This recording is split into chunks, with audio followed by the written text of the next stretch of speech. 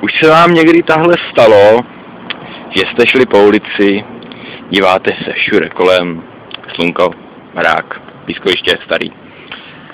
Jdete si, koukáte po autech, jo, ale si jdete. Podobné video jako Evo X, který se furt smál na ulici. Jdete si po ulici a najednou uvidíte otevřené dveře u auta. Jo, nikdo tady není. Tyhle, ani poznávačka to nem... Podívá se zadu, jestli tam nějaká poznávačka. Jo.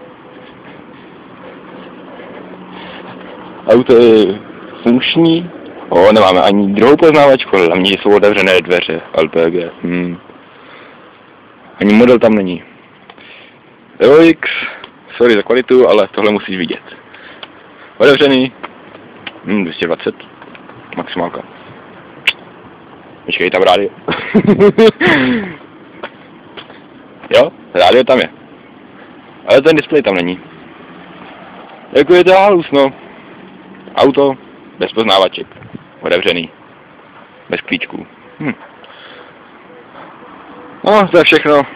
Takže nazdar, lajkujte, sdílejte. Bohem.